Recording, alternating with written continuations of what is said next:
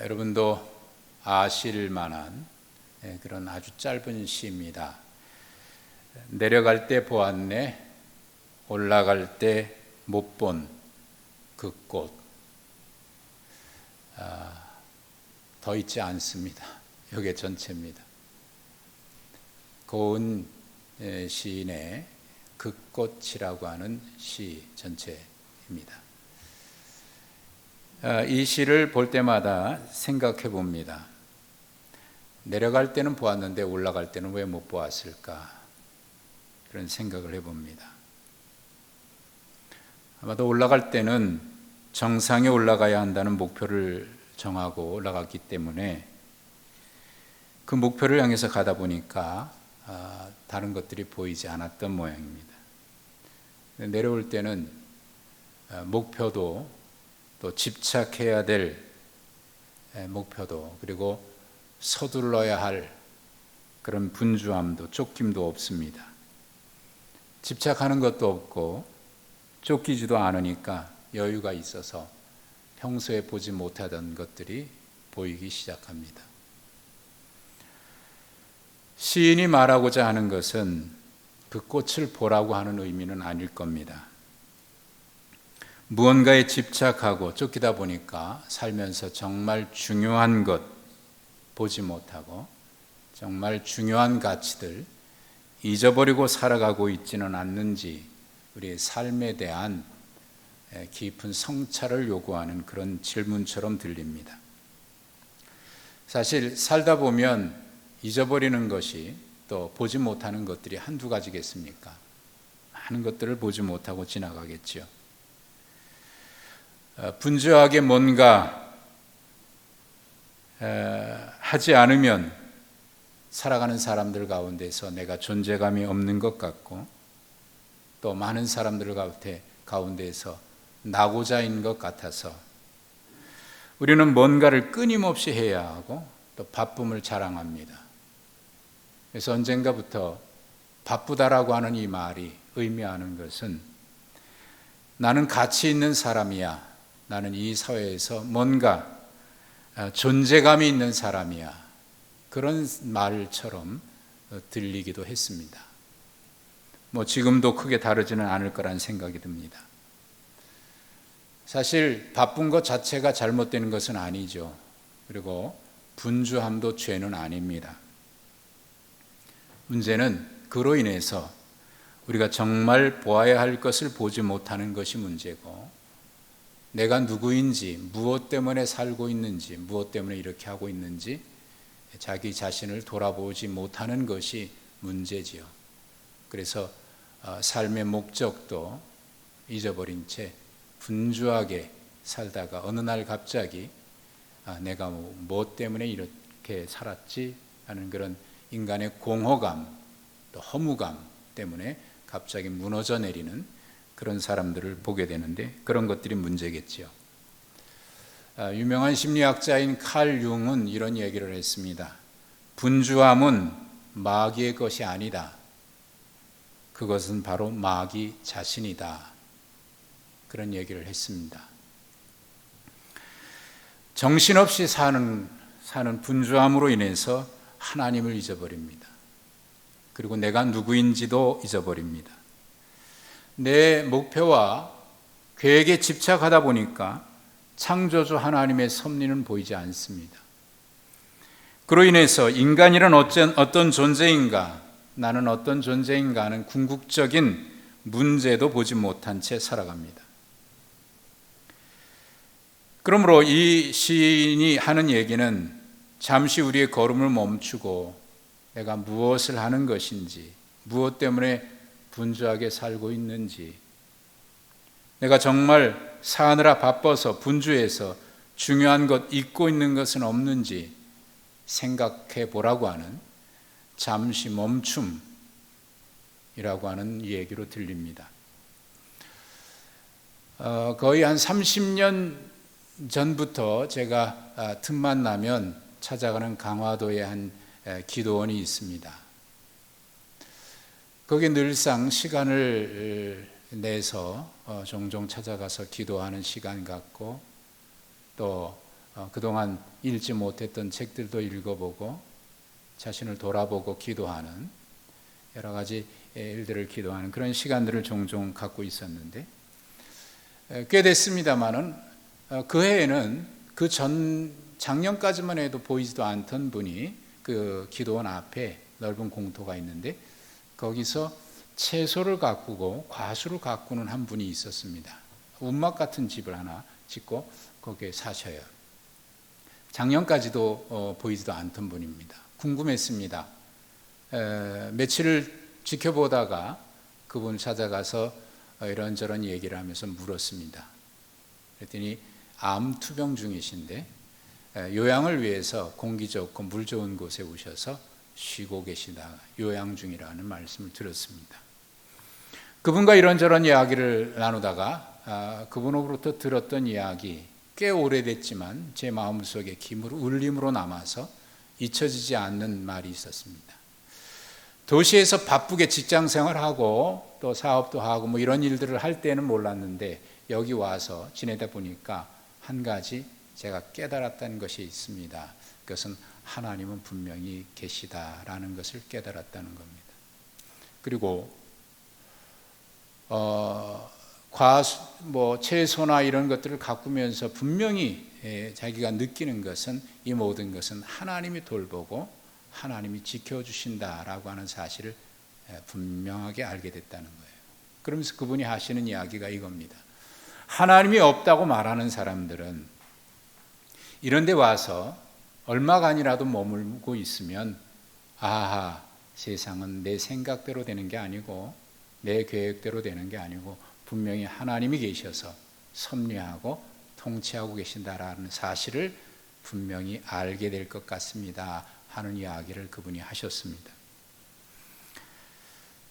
오늘 우리가 함께 읽으셨던 이 시편을 보면서 그런 생각이 떠올랐습니다. 그분의 이야기가 떠올랐습니다.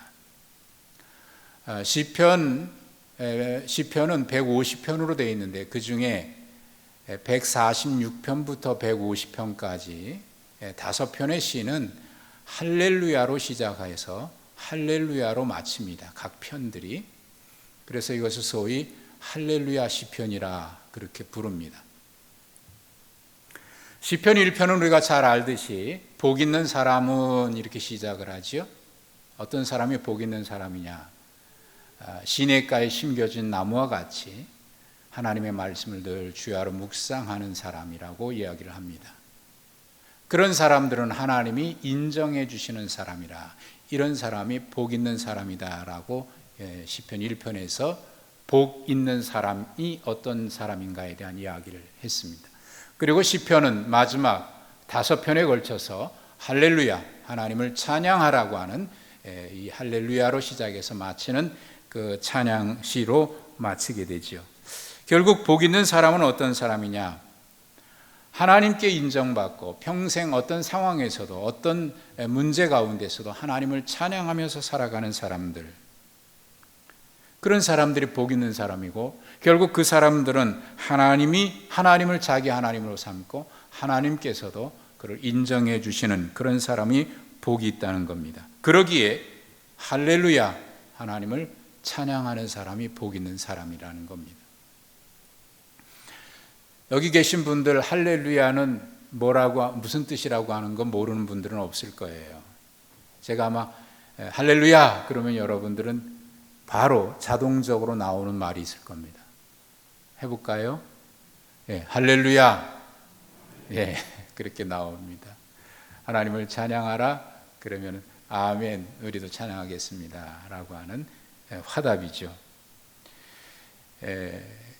우리가 알고 있듯이 이 의미는 하나님을 찬양하라라고 하는 그런 의미입니다. 그런 동사인 할랄의 복수형 명령법인 할렐루에다가 야훼, 여호와를 목적으로 취해서 합한성 단어가 할렐루야, 여호와 하나님을 찬양하여라 라고 하는 그런 동사가 명령형 동사가 되겠습니다. 오늘 우리가 읽으셨던 148편은 그렇게 하나님을 찬양하여라 라고 하는 명령으로 시작했고, 마지막 끝마침도 그렇게 명령합니다. 궁금한 것은 이 시인은 과연 누구를 향해서 하나님을 찬양하여라 라고 명령하는 것일까 하는 겁니다. 1절과 7절에 보면은 하나님을 찬양하라는 이런 명령으로 시작하면서 모든 피조물들을 하나님을 찬양하는 곳으로 초대를 합니다. 1절에는 하나님을 찬양하도록 초대하는 대상이 하늘 위에서부터 시작이 됩니다. 하늘에서 여호와를 찬양하며 높은 데서 그를 찬양할지어다. 2절에는 하늘에 있는 천사와 모든 군대를 향해서 하나님을 찬양하라고 하고, 또 해와 달과 별들 그리고 하늘의 하늘 위의 물들도 찬양하라고 명령합니다. 그리고 7절부터는 하늘 아래에 있는 존재들, 하늘 아래 용들과 바다 그리고 땅에 사는 사람들에게까지 이어집니다. 시인이 하나님을 찬양하라고 명령하는 대상은 하늘 위에 영적인 존재인 천사부터 시작해서 하늘 아래 땅 위에 사는 존재들인 모든 피조물이 다 포함되는 거죠. 한마디로 말하면 우주 공간에 존재하는 모든 것은 하나님을 찬양하라 라고 이야기하는 것입니다. 자, 그런데 여기서 또 한 가지 궁금한 것이 있습니다. 2절에 천군과 천사, 군대라고 표현되어 있죠. 천군과 천사를 향해서 하나님을 찬양하라, 이해가 되지요. 그리고 11절과 12절에 보면 왕이나 고관들, 재판관, 남녀노소 사람들에게 하나님을 찬양하라, 이것도 이해가 됩니다. 하나님을 찬양하라 할 수 있습니다. 그런데 3절과 4절에 보면 해와 달이 나타나고 별들이 나타납니다. 하늘의 하늘도 그를 찬양하며 하늘 위의 모든 물들도 그를 찬양하라고 얘기합니다. 여러분, 이것들이 하나님을 찬양할 수 있을까요? 또 7절 이하에서 너희 용들과 바다여 땅에서 여호와를 찬양하라. 불과 우박과 눈과 안개와 그의 말씀을 따르는 광풍이며 산들과 모든 작은 산과 과수와 모든 백향목이며 짐승과 모든 가축과 기는 것과 나는 새, 이런 것들이 하나님을 찬양할 수 있을까요? 하기야 이것이 시적인 표현이라면 우리도 그런 표현들을 많이 했습니다. 꽃을 보면서 야, 이 꽃이 하나님을 찬양하고 있네 라고 이야기를 합니다. 그렇다고 해서 누가 아니 이 꽃이 어떻게 하나님을 찬양해 라고 시비 거는 사람 없을 거예요. 이것은 시적인 표현이라고 하는 건 누구도 알 수 있는 말이기 때문에 그렇습니다. 폭포나 산들이나 이런 것들을 보면서 하나님을 찬양한다라고 했을 때도 아니 이게 어떻게 하나님을 찬양해 라고 시비 걸 사람은 없을 겁니다. 역시 그것이 무엇을 의미하는지 알기 때문에 그렇습니다. 그런데 이걸 좀 더 구체적으로 질문하면 정말 꽃이나 산이나 폭포나 이런 것들이 하나님을 찬양할 수 있는 것일까요?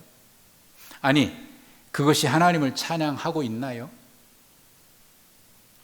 아니면 그것을 본 사람이 내가 하나님을 찬양하고 있기 때문에 내가 보고 있는 꽃도 무엇도 하나님을 찬양한다고 말하는 것일까요? 새를 보면서 어떤 사람이 이렇게 얘기합니다. 아, 저 새가 내 마음처럼 하나님을 찬양하네 라고 얘기합니다.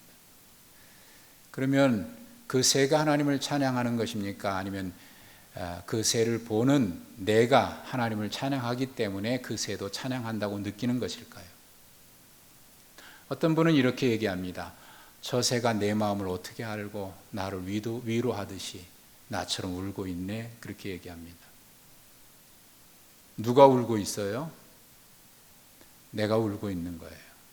새가 우는 게 아니고. 그러니까 내가 노래하면 새도 노래하는 것처럼 느껴지고 내가 울면 새도 우는 것처럼 느껴집니다. 결국 하나님을 찬양하는 것은 사람인 것입니다. 그러므로 모든 피조물에게 하나님을 찬양하라고 명령하는 것은 그들이 진짜 하나님을 찬양하라고 얘기하는 것이 아니라 사람들을 향해서 하나님을 찬양하라고 명령하고 있는 거죠. 그런데 생각해 보면 이미 피조물들은 하나님을 찬양하고 있습니다. 이미 오래전부터 찬양하고 있습니다. 사람들이 꽃을 보면서 이렇게 말합니다. 야, 어떻게 이렇게 아름다운 색깔을 낼 수 있지? 자, 여기 난을 보십시오. 색깔이 다 다르죠? 같은 것 같은데 다르고, 어떻게 저렇게 이쁜 색깔을 낼 수 있을까? 아마 유명한 화가가, 정말 뛰어난 화가가 표현해도 아마 이런 색깔을 표현할 수 없을 거야. 이거는 분명 이 꽃을 내신 하나님이 이런 색깔을 내시지 않으면 사람으로서는 이런 색깔을 낼 수가 없어. 우리 이렇게 얘기하죠. 또 웅장한 폭포와 몰아치는 폭풍, 그리고 그로 인해 생긴 엄청난 파도를 보면서 말합니다. 야, 어떤 권력자가, 어떤 힘 있는 사람이 저런 파도를 일으킬 수가 있겠어? 저런 바람을 어떻게 일으킬 수가 있겠어? 이건 분명 우주를 창조하시고 만물을 다스리시는 창조주가 하시는 일이야. 이렇게 말을 할 수밖에 없습니다. 자, 사람들이 그렇게 말하는 것은 꽃들도 또 바람도 파도도 그 자체가 이미 하나님을 드러내고 있기 때문에 그런 것입니다. 그것이 바로 하나님을 찬양하는 거예요. 모든 만물들은 이미 그들의 모습을 통해서 자기를 지으신 하나님을 드러내고 있습니다. 그것이 하나님을 찬양하는 것입니다. 그렇다면 오늘 본문에서 시인이 모든 피조물을 향해서 하나님을 찬양하라고 명령하는 것은 다른 이유가 있을 것입니다. 그러면 시인은 도대체 누구를 향해서 하나님을 찬양하라고 지금 명령하고 있을까요? 지금 몇 주에 걸쳐서 시편의 말씀을 보고 있습니다만은 시편의 말씀을 볼 때마다 제가 강조한 것이 있습니다. 시편에서 가장 중요한 것은 시인의 삶의 자리라고 하는 거예요. 그가 어떤 상황에서 이 찬양을 했으며 어떤 상황에서 하나님 앞에 탄식의 기도를 했고 어떤 상황에서 그가 고민하고 아파했는지 그 시편에는, 그리고 어떤 상황에서 감사했는지 그것이 시편에는 그대로 드러나 있습니다. 그것은 우리도 역시 마찬가지입니다. 우리가 예배하고 기도하고 찬양하고 감사하는 것은 분명 어떤 상황이 있을 겁니다. 그래서 우리가 시편을 읽을 때마다 이것이 내 상황, 내 문제를 어떻게 이렇게 잘 말씀하고 있는지 이렇게 공감하고 있는 것은 물론 다른 성경도 역시 마찬가지죠. 그러나 시편은 그게 더 공감되는 부분이 많아요. 그러니까 어떤 상황에서 고백한 것이 분명하기 때문에 그래요. 그러면 오늘 본문은 어떤 상황인가? 이 시편 148편은 이스라엘 백성들이 바벨론 포로에서 예루살렘에 돌아와서 하나님 앞에 예배할 때 그 예배 공동체를 향해서 명령하는 말씀입니다. 그들을 향해서 찬양하라고 얘기하면서 모든 피조물들을 향해 하나님을 찬양하라고 이렇게 명령합니다. 자, 이 시인이 명령하는 모든 피조물들, 하늘 위에 해와 달과 별들, 그리고 산들과 짐승까지, 이 모든 것들은 그들이 바벨론 포로 생활하면서 늘상 보았던 것들입니다. 물론 이스라엘 돌아와서도 그런 것이 있죠. 그러나 그들이 바벨론 포로에서 보았던 것은 단지 산이나 이런 것들이 아니고 거기에 세워진 다 우상들입니다. 산도 우상이고 바다도 우상이고 해와 달과 다 우상입니다. 해신이 있고 달신이 있고 별신이 있어요. 그거 전부 다 우상입니다. 특히 7절에서 언급하고 있는 용들과 바다 그리고 땅이라고 하는 표현이 나오는데, 이것은 요한계시록 13장에 보면 사탄을 상징하는 용과 짐승이 올라오는 것이 이것입니다. 황제를 신으로 섬길 것을 요구하는 로마는 땅을 지배하고 있고 바다를 점령했습니다. 그래서 만약 내가 바다에서 생업을 거기서 바다에서 생업을 유지하고 있다, 그리고 혹시 바다를 통해서 어떤 무역을 해야 된다, 그러면 로마 황제의 지시를 따르지 않으면 할 수가 없어요. 그게 666이라고 하는 통제도 역시 그런 겁니다. 딱 통제를 해서 그것 따르지 않으면 사업도 할 수 없고 아무것도 할 수 없는 거예요. 그 로마 황제가 따르라고 지시하는 게 뭐냐면 황제를 신으로 섬기라는 겁니다. 그리고 땅, 그 당시 로마 모든 도로는 로마로 통한다 할 만큼 로마의 영토가 얼마나 넓었습니까? 근데 거기 사는 사람들이 사업을 하거나 무슨 생업을 하려면 그 땅에서 살으려면 로마 황제의 지시를 따라야 돼요. 그 지시가 뭐예요? 황제가 신인 거예요. 황제를 신으로 섬기라는 겁니다. 그것 따르지 않으면 바다에서도 생업을 유지할 수가 없고 땅에서도 모두 할 수가 없어요. 농사도 지을 수 없고 아무것도 없어요. 그러니까 살아가려면 어떻게 해야 돼요? 따라야 되는 거예요. 우상을 섬겨야 되는 거예요. 그러니까 여기서 요한계시록 13장에서 말하고 있는 바다와 땅은 온 세계 전체를 멸망하는 최후의 어떤 심판에 대한 것을 얘기하는 것이 아니라 그 당시 사탄이 지배하고 다스리는 지역을 대표하는 땅과 바다를 얘기하는 것입니다. 이게 요한계시록에 있어서 이런 의미를 모른 채 그저 해석을 하니까 그게 진짜인 줄 알고 신천지에도 빠지고 이단에도 빠지고 그 요한계시록은 두려운 책이니까 보면 안 되고 그런데 누군가가 얘기하면 그런가 하고 거기에 딱 빠져서 시한부 종말론에 이단에 빠지고 11절에 나타나는 세상의 왕들, 고관과 재판관들, 힘 있는 세력들이죠.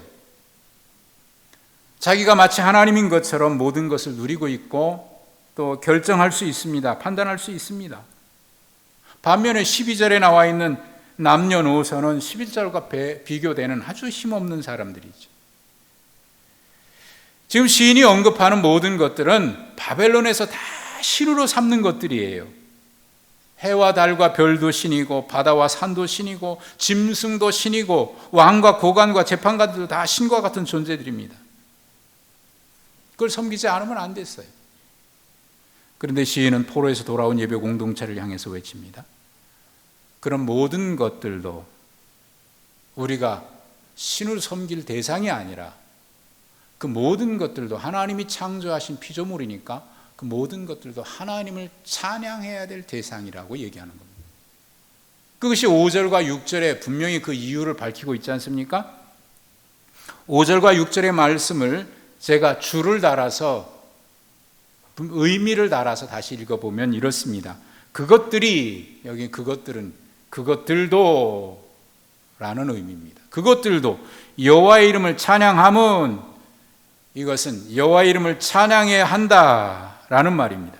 그리고 그 사이에 왜냐하면이라고 하는 히브리 단어 접속어 키 왜냐하면 그 다음부터는 이유입니다. 그가 명령하심으로 지음을 받았음이로다. 지음을 받았기 때문이다. 그가 또 그것들을 영원히 세우시고 패하지 못할 명령을 정하셨도다. 자, 하나님이 다 이 모든 것을 창조하셨기 때문에 이들도 하나님을 찬양해야 될 대상이지. 이게 어찌 신이 될 수 있으며 우상이 될 수 있느냐 그 말입니다. 또 13절과 14절에서도 그 이유를 다시 한번 밝힙니다. 여기도 역시 제가 의미를 달아서 다시 읽어보면 여호와의 이름을 찬양할지어다. 그리고 그 사이에 역시 여기도 왜냐하면이라고 하는 히브리 접속어 키가 들어 있습니다. 그의 이름이 홀로 높으시며 그의 영광이 땅과 하늘 위에 뛰어나심이로다. 그가 그의 백성의 뿔을 높이셨으니 그는 모든 성도 곧 그를 가까이 하는 모든 백성 이스라엘 자손의 찬양받을 이시로다. 모든 피조물은요 하나님의 법칙을 따라 순응합니다. 순종합니다. 그게 6절에 표현하고 있는 거죠. 또 그런데 인간은 교만해서 가장 먼저 그것을 따라야 되고 하나님께서 인간을 창조하실 때에 맡기셨던 것이 있죠.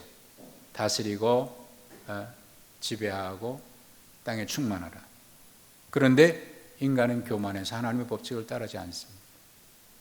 얼마나 거역해서 지금 많은 망가진 거 아닙니까? 인간을 높이시고 낮추시는 분도 하나님이십니다. 그런데 그런 피조물과 인간의 성공을 우상으로 삼고 있습니다. 얼마나 모순이고 어리석은 일입니까?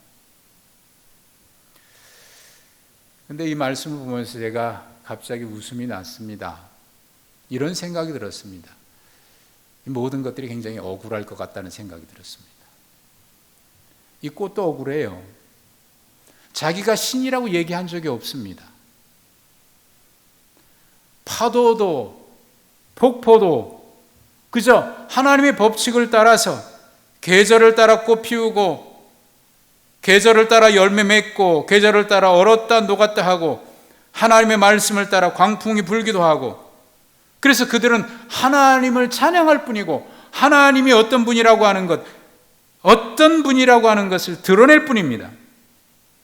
그런데 그것은 하나님을, 그러니까 하나님을 찬양하는 게 맞는 거죠. 그런데 인간이 그걸 우상이라 신이라고 얘기해요. 자기가 스스로 신이라고 얘기해 본 적이 없습니다. 그저 하나님을 찬양할 뿐인데, 하나님을 드러낼 뿐인데 타락한 인간이 그것을 신으로 삼습니다. 그러니 가만히 생각해 보면 굉장히 억울해요. 내가 그렇게 해달라고 한 적이 없어요. 인간이 그렇게 해버린 거지. 그래서 로마서 8장 19절에서 바울 사도가 말씀하는 것이 이겁니다. 피조물이 고대하는 바는 하나님의 아들들이 나타나는 것이니,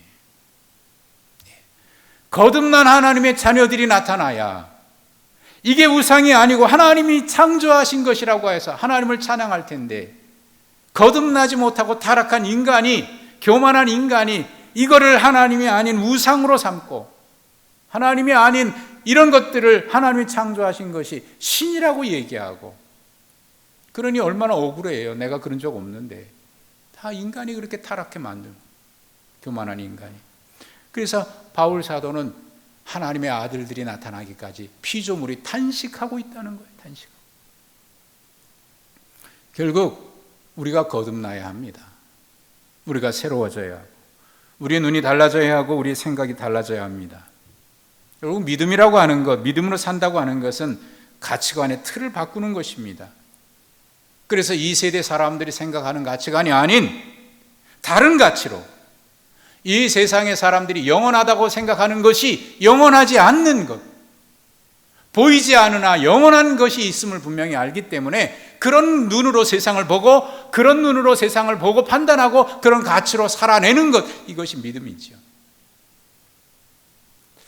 언젠가 제 아내하고 어디를 가는데 신호등이 걸려서 대기하고 있었어요. 앞차가 운전석 쪽에 유리문을 내리더니 담배꽁초를 휙 버리는 거예요. 그래서 제가 에이 이런, 그랬어요. 그랬더니 제 아내가 옆에서 왜 그래요? 물어. 아니 저 앞에 저 사람 젊은 아무개가 거기 니은자가 들어갔어요. 죄송해요. 담배꽁초를 버리잖아. 좀 있다 보니까 이 사람이 그 담배 빈갑 있잖아요. 그걸 막 이게 구겨가지고 그걸 던지는 거예요. 제 입에서 더 거친 말이 나갔어요. 그랬더니 제 아내가 그만하세요. 가만히 생각해 보니까 그 말을 듣고 기분 나쁜 사람은,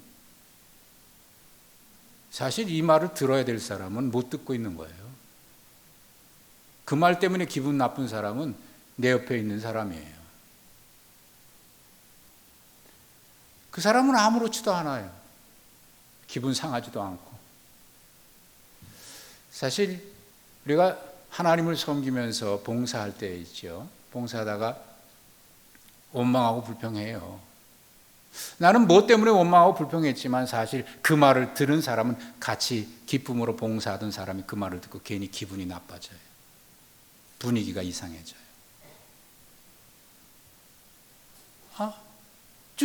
그분이 들어야 될 얘기는 아니잖아요. 내가 무엇 때문에 그랬는지, 누구를 대상으로 했는지 모르지만은, 그러나 같이 봉사하고 기분 좋게 섬기던 그분이 말을 듣고 기분이 얹잖아요.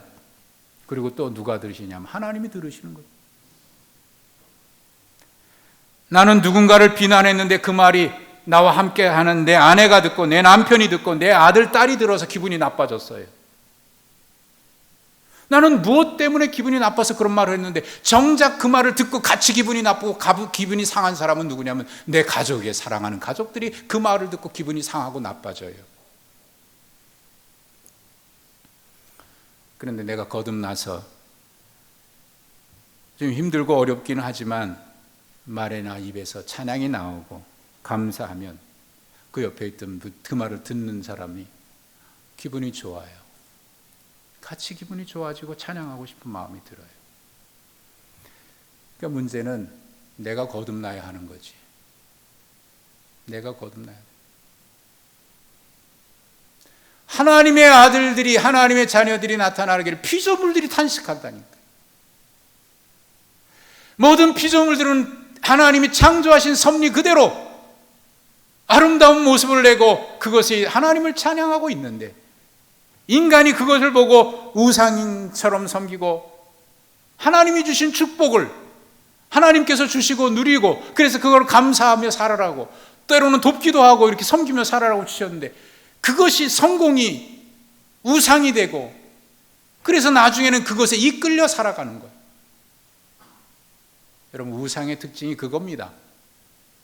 거기에 빠지면 나중에는 거기에 이끌려서 내가 따라가요. 이끌려 살아가요. 막 이끌어갑니다.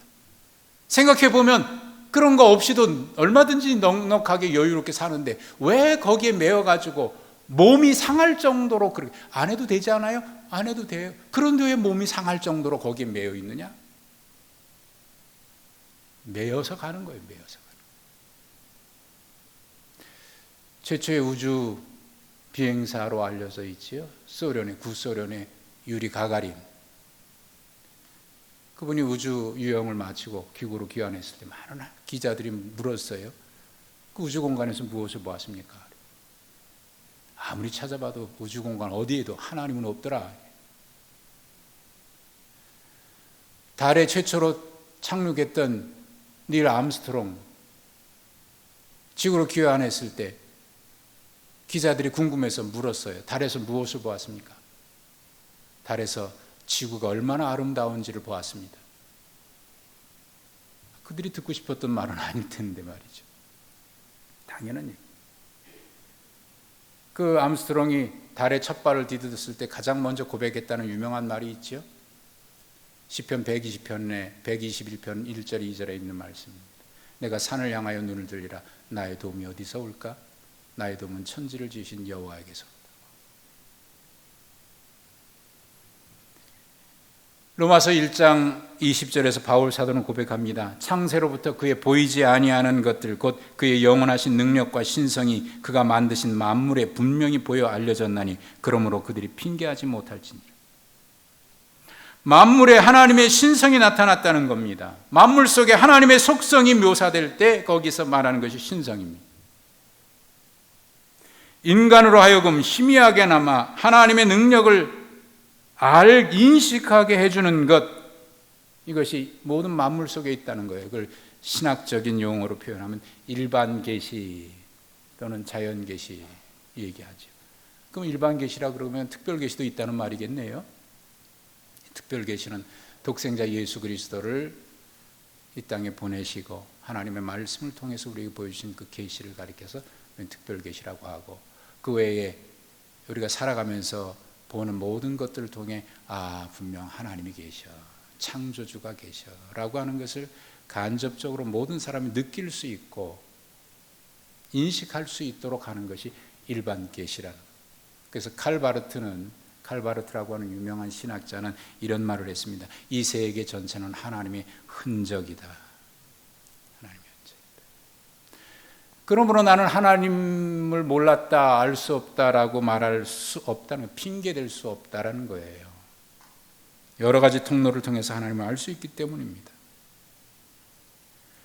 그 강화도 기도원에서 만났던 그 분 얘기처럼 우리가 정직하게 우리 일상에서 잠시 멈춰서서 본다면 얼마든지 알 수 있어요. 아니, 부인할 수가 없어요. 지금 우리가 살아가면서 보고 듣는 모든 것이 하나님을 증거하고 있습니다. 한 채의 어긋남 없이 계절이 가고 계절이 옵니다. 모든 것이 얼어붙은 것부터 죽은 것 같은데 봄이 되면 어김없이 꽃을 피웁니다. 계절을 따라 새들이 움직이고 계절을 따라 식물이 다른 모습을 합니다. 이 모든 것이 하나님의 섭리가 아니면 뭐라고 얘기하겠습니까? 코로나19로 모든 것이 멈춰섰다고 말합니다. 모든 일상이 멈춰섰다고 말합니다. 그런데 여전히 멈춰서지 않고 달려가는 것이 있습니다. 끊임없이 뭔가를 하지 않으면 낙오자인 것 같아서, 뭔가 낙오된 것 같아서 어딘지 모르는 종착역을 향해서 달려가는 우리의 모습은 마치 테네시 윌리엄스가 말한 대로 욕망이라고 하는 이름의 전차로 멈춰설 줄 모르고 달려갑니다. 시인이 하나님을 찬양하라고 초대한 피조물들은 인간의 욕망이 투영된 우상들이 되어버렸습니다. 인간은 끊임없이 이 우상들을 칭송하고 받들고 찬양하고 살았습니다. 하나님은 코로나19라고 하는 붉은 신호등을 켜고 잠시 멈춰 서라고 말씀하십니다. 그리고 우리가 진정으로 찬양해야 될 대상은 누구인지, 그리고 인간이라고 하는 존재는 어떤 존재인지를 우리에게 깊이 성찰하라고 묻고 계십니다. 이 하나님의 질문에 시인은 이렇게 대답을 했습니다. 할렐루야. 하나님을, 오직 하나님을 찬양하라. 이것이 오늘 우리가 하나님 앞에 서야 할 하나님의 자녀인 우리의 모습일 겁니다.